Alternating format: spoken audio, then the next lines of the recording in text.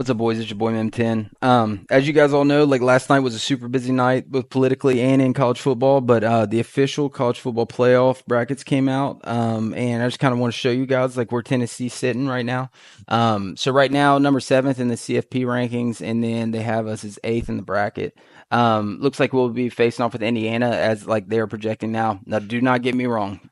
This is subject to change, and it most like I'm almost 95% sure that this will change.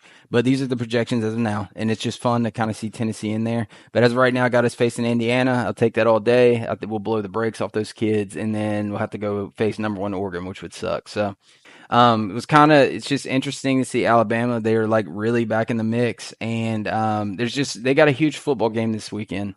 They're gonna have to play against LSU. I don't know who's gonna win that football game. I would probably just lean towards home field. So Alabama not playing that well, and on top of them having to go down to Baton Rouge and play in Death Valley, I think that they'll probably lose that football game. But if they do win it, they're still in the college football playoff rankings and in these brackets. So we'll see, man. We'll have to see what Alabama does. It honestly would benefit Tennessee for Alabama to perform well, especially if we take two more losses. I would say a three-loss Tennessee team is like would probably cancel us out of the playoffs because we have had like a weaker schedule this year. Alabama's not that great.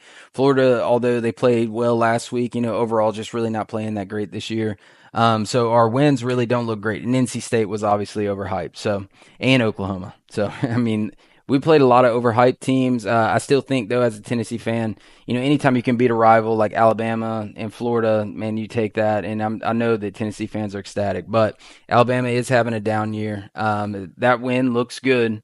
It would look even better if they could win out for the rest of the year. So hopefully, I never thought I would say this. Hopefully they do, and it just makes our resume look a little better, just in case. Because honestly, out of all the games we have, like I don't think we'll be able to beat Georgia in Athens. Maybe it would be different if they would, if it was at home this year in Neyland, but it's not. So I do think that Vandy's going to end up being the game that is going to determine whether we make it to the playoff or not. And God bless if we lost that game. I just don't know what I would do. So, anyways, excited to see these projections, as the weeks go on. But as of right now, they got us eighth facing Indiana, looking like we'll be facing number one Oregon, which I mean they're looking pretty good this year too. All right, guys. Now onto this Mississippi State game. So I'm just gonna just give a little preview of the starting lines and whatnot. I know it's Wednesday. Today is Wednesday. Oh my gosh. But I'm just gonna briefly touch on this. So right now they got Tennessee minus 23 and a half over here on OddsShark. Honestly, I don't know who's making up these spreads. Tennessee has not covered. If you've been betting on Tennessee to cover a spread, man, I feel so bad for you because we've been over projected in all these games. And honestly, I don't know if we're even going to be able to cover the spread. And until we do, I'm not going to believe that we can. So, offense just a little bit out of sync. Nico's looking a lot better. He's looking a lot more comfortable. I think he's grown up a lot throughout the season. But I still just don't have a lot of faith in us covering spreads right now. I'm not saying we can't. We're always just a couple plays away from blowing somebody out. But until we start to connect on some of those deep balls downfield and, our wide receivers and quarterback getting sync, I'm just, I'm not buying it. So wouldn't anticipate them to cover the spread. I definitely, for some reason, this game is a 6 o'clock game. I have no clue, who's making these schedules. I don't know why this game's a 6 o'clock game. I'll take it. I'm a huge Tennessee fan.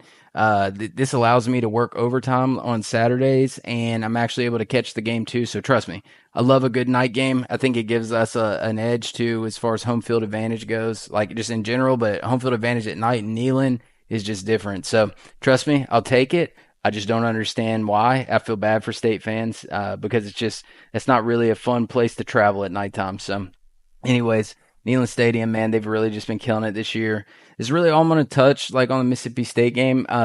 For now, they're not a very good football team, and I anticipate Tennessee to win this game handily. I'm not very concerned about them. The other games I'm actually going to be paying attention to this week, it's really going to. I'm very curious to see what's going to happen. Ole Miss against Georgia.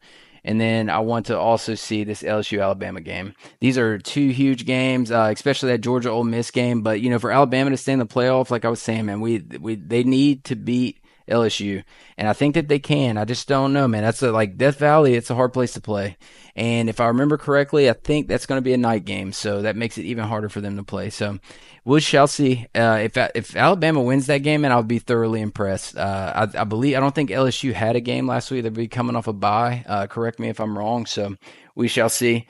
But anyways, guys, that's it for me today. Go freaking Big Orange. I love my Volunteers. I hope you guys have a fantastic weekend watching football. And if you like my content, man, please feel free to like and subscribe. See you guys.